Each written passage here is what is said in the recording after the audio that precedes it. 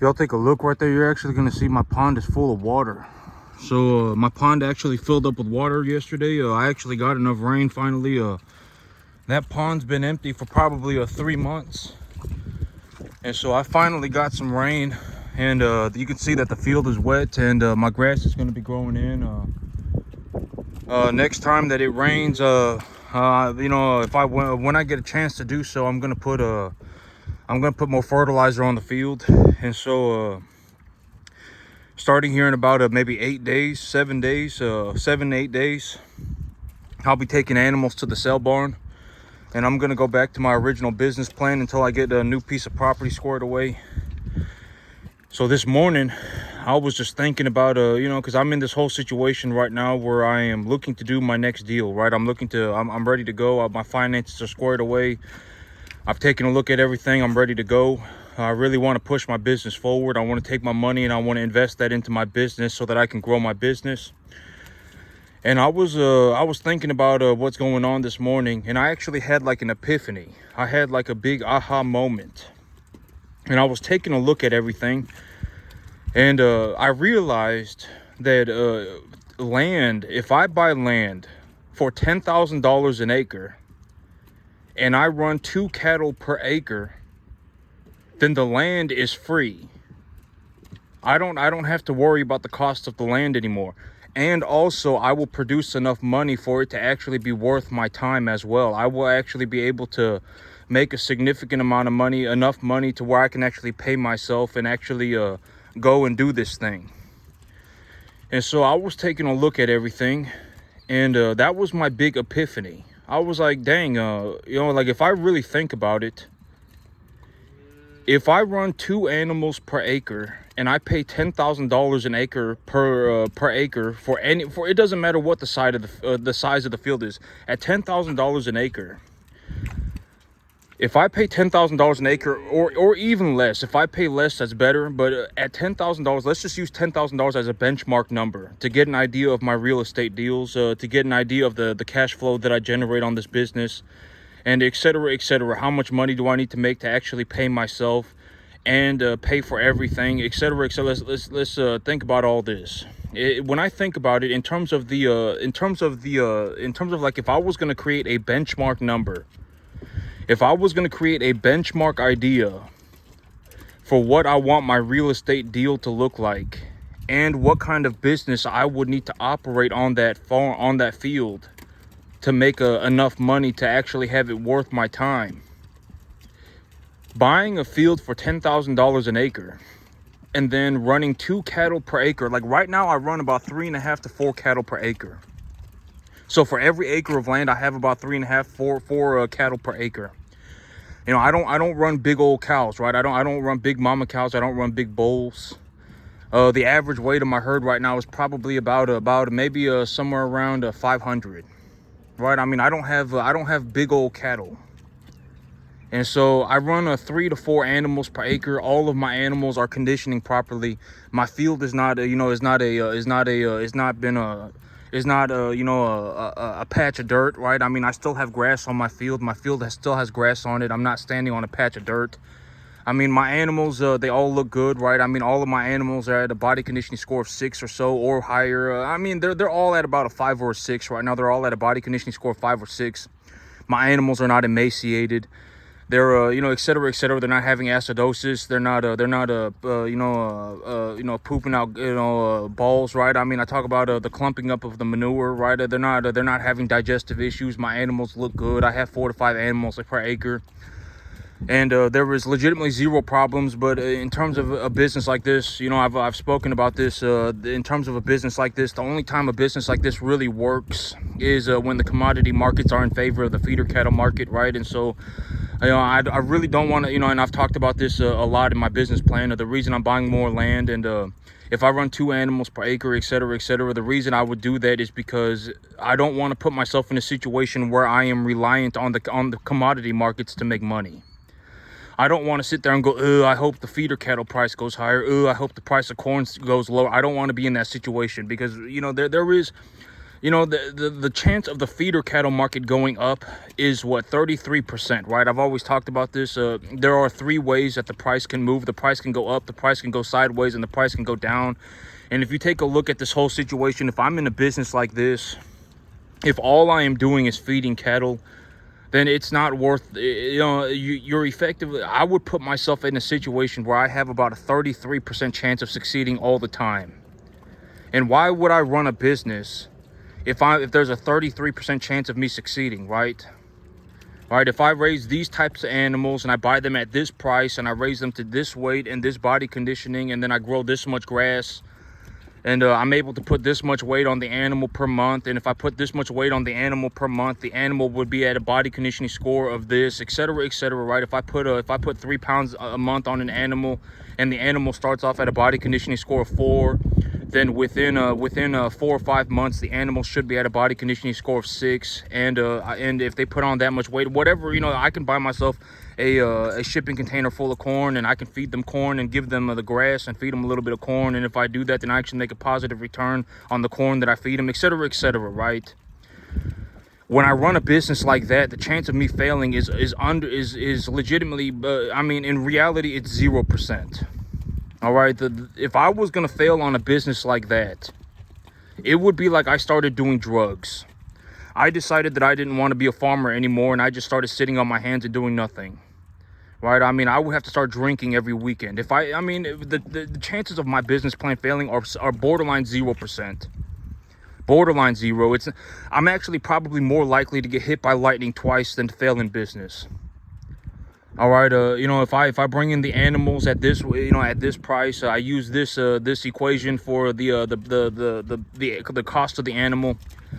You know, if I use this equation for the cost of the animal, I go to the sell barn and I buy animals at that with that equation, and I purchase these animals and I raise these animals up to an 850-pound weight. And when I get them to an 850-pound weight, I have them at a body conditioning score of 6, and I get them to a body conditioning score of 6 by growing grass. And when I grow grass, this is how I grow the grass. And you know, if I grow this much grass, and I keep an eye on the animals, and I take a look at the commodity markets, and I take a look at how much I need to pay for corn, and then I anticipate that if I feed the animal 1% of their body weight a day in corn, then they will actually put on another half a pound to a pound a day. And if they put on another half a pound to a pound a day, and that 1% of their body weight a day in corn costs me whatever, this much money, then I can take a look at how much it costs me and how much I make on it, etc., etc., and then I make money. Right? I've always said that, you know, my business plan, I've already talked about this, if I was going to simplify it to a point where it's practically just not correct, it's actually incorrect. If I was going to simplify it to a very drastic degree, I raise 200-pound animals to 850 pounds on grass.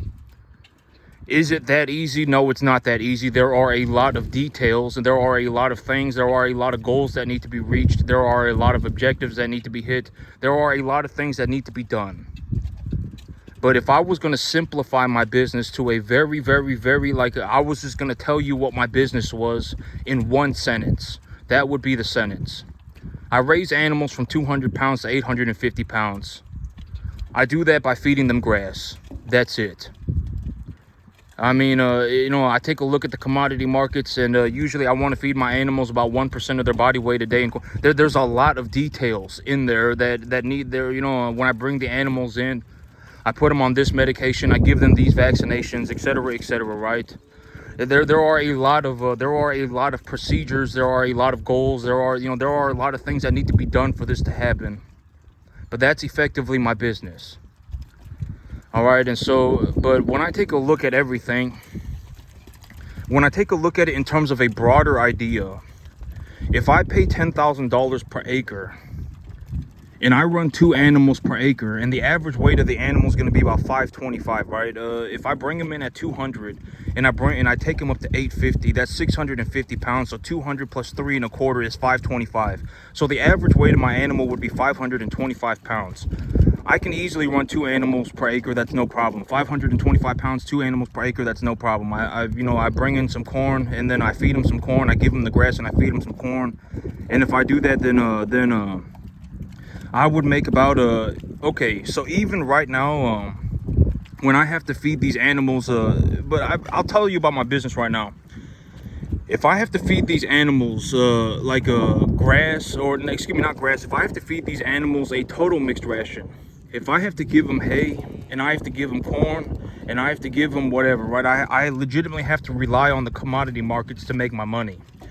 I go to my broker, right? I buy corn. I go to my broker. I buy distiller grains. I go to a big old local hay farm and I buy a bunch of wholesale hay, and I put that together and I feed my animals, right? I give them the proper diet, etc., etc.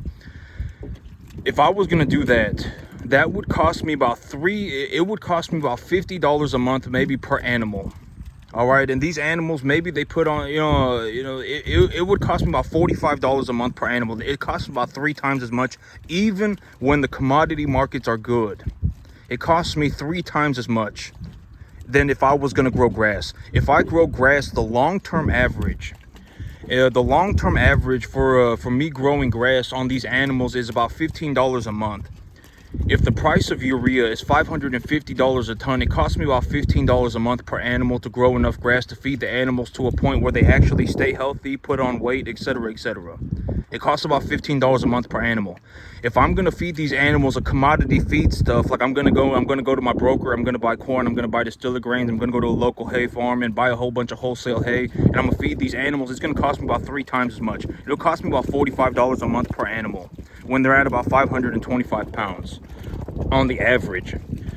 And so the whole thing, I really want to be growing grass. And if I grow grass, and let's think about that $30 difference.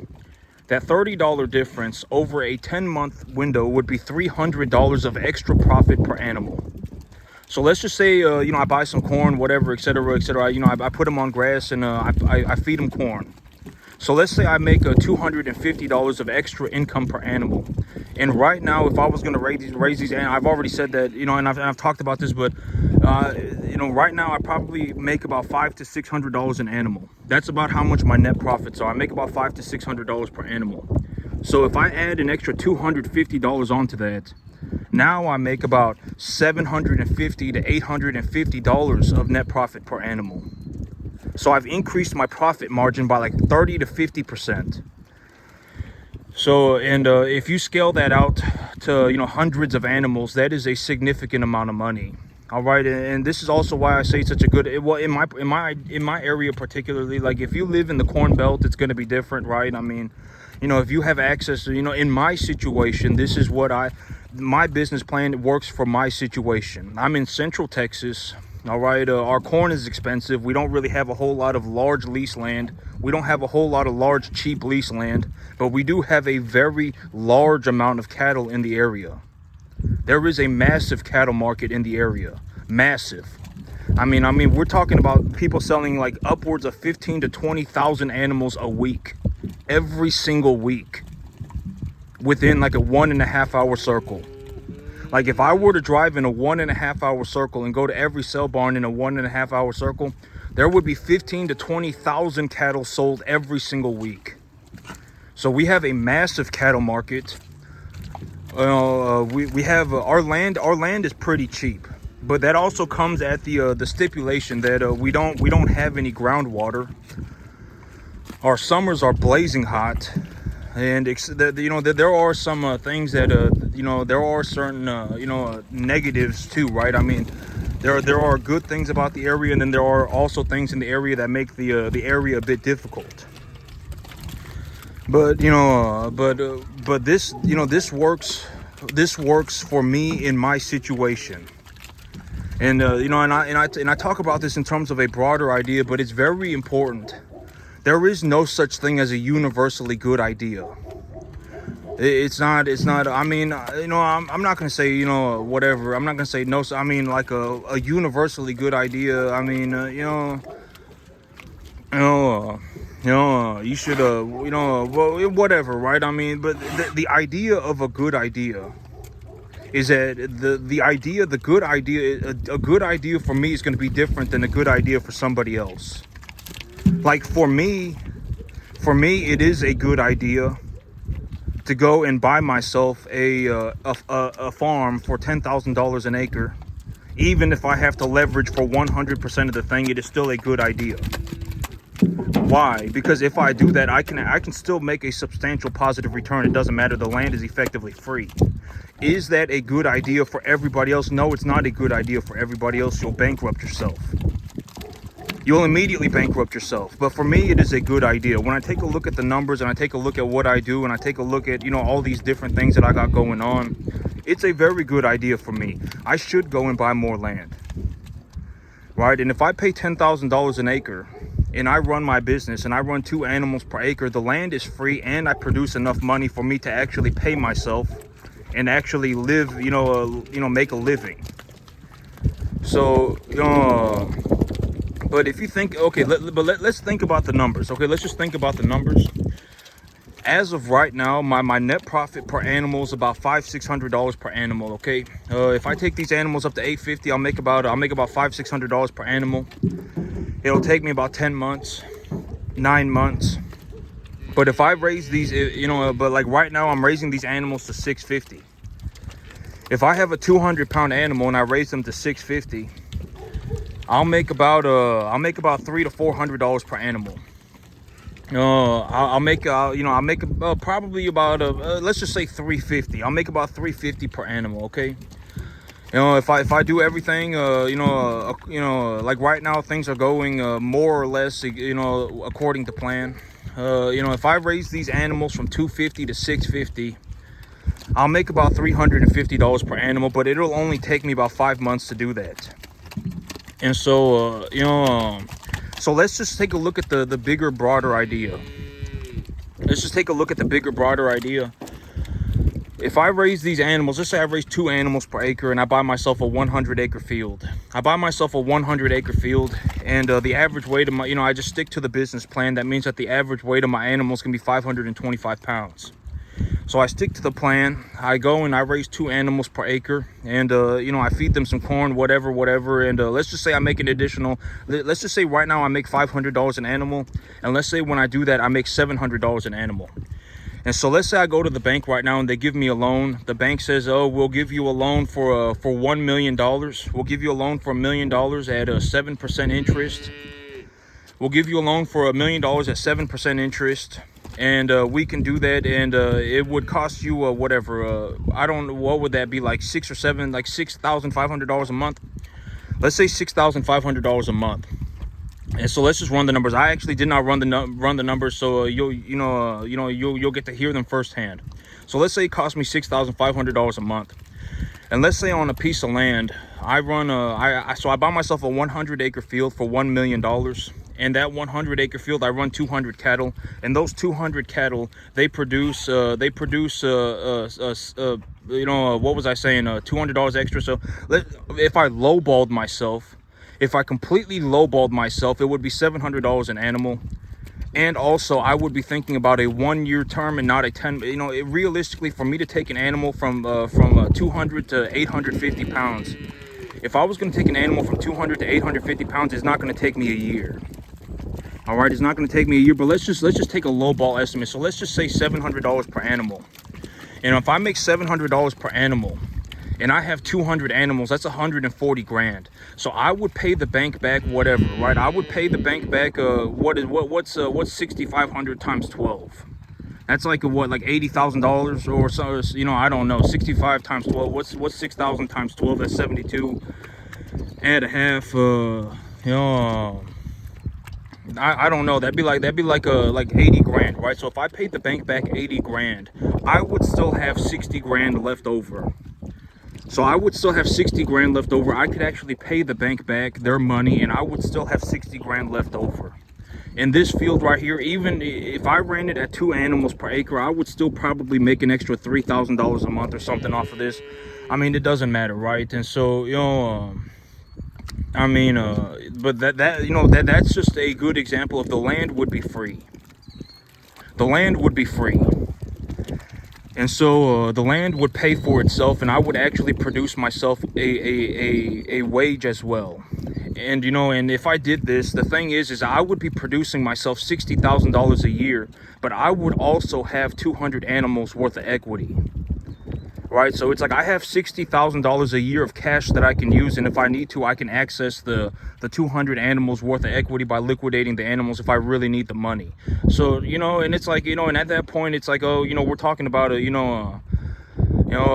couple $100,000, right? And so, you know, it's effectively enough money for me to do whatever the heck I want, right? I mean, you know, I'm not going to be struggling for money at all. You know, if I need money, I can just go and get more money. It's not that big of a deal, right? And so, you know, it's like if I have whatever, right? I mean,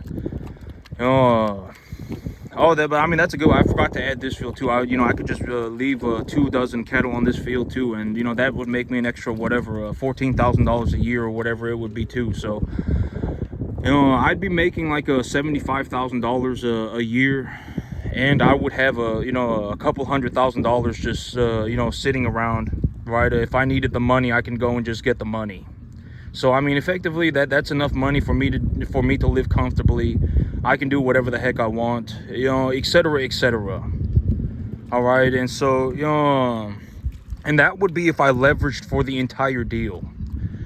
And so right now I'm kind of in a situation where I'm just gonna, I told myself, you know, I really want to take a good hard look at my situation. In terms of my situation right now, I'm running 3 to 4 animals an acre, and this is also a very good point. That if the commodity markets turn in my favor, and I take a look at the commodity markets and I say, you know what, I can actually make money by trading commodities right now.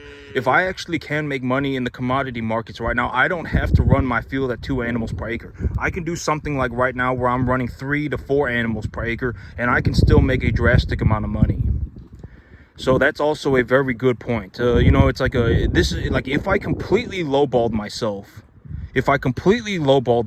and I took a look at the numbers, I would still make about $70,000 a year, and I would have a couple of $100,000 just sitting around in terms of money that I could access whenever I needed it, should I have an emergency.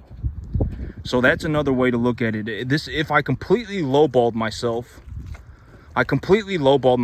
and I was going to sit around with a couple of $100,000, I could still make $70,000 a year. But in reality, like if I'm in a situation right now, like where like a shipping container full of corn, like if I were to buy a shipping container full of corn right now from my broker and they delivered it, it wouldn't even cost $5,000. Would not even cost $5,000, and I can feed like 70, 100 animals for a year with that corn, and it would cost me $5,000, not even $5,000. So if I'm in a situation right now where I'm looking at the commodity markets and I'm taking a look at you know, I'm reasonably estimating this is how much it's going to cost me, and this is how much I could put on the animal, then I can actually increase my herd size from about 2 cattle per acre would be a very reasonable estimate. In terms of like you know, the commodity markets are not going to do good forever, right? I'm going to have to rely on my grass. I'm gonna have to grow grass for the animals, and if I grow grass for the animals and I want to, you know, and I'm raising this weight of an animal, then I anticipate that I can raise about this many animals per acre, right? And if I think about that, and I don't want to be in a situation where I'm completely reliant on the commodity markets to make money, because sometimes the commodity markets, and I was talking about this even earlier in this video, the chance of the price of corn going down is 33%. The chance of feeder cattle market going up is 33%. And if the corn market goes down, usually the feeder cattle market also goes up too. They're usually on a counterbalance, right? I've talked about the bigger ideas of the commodity market, right? Usually the feeder cattle price and the corn price are on a counterbalance. So if one goes up, the other goes down. And if one goes down, then the other goes up. So, you know, and so realistically, we're talking about a 33% chance of the price of corn going lower, right? And so, you know, and the chance of like right now, like when I take a look at the price of corn, and corn is like legitimately the cheapest it's been in like 10 years. I mean, the price of corn is so low that I legitimately don't think it's going to go any lower for like the next 50 years. I think we're at a long-term bottom in the price of corn. That's how low the price of corn is. The chance of something like this happening is maybe 3 or 4 times in a lifetime. So I can't rely on the commodity markets to make money. If I'm going to rely on the commodity markets to make money, now I'm in a situation where I'm feeding cattle. And if I'm feeding cattle, I mean,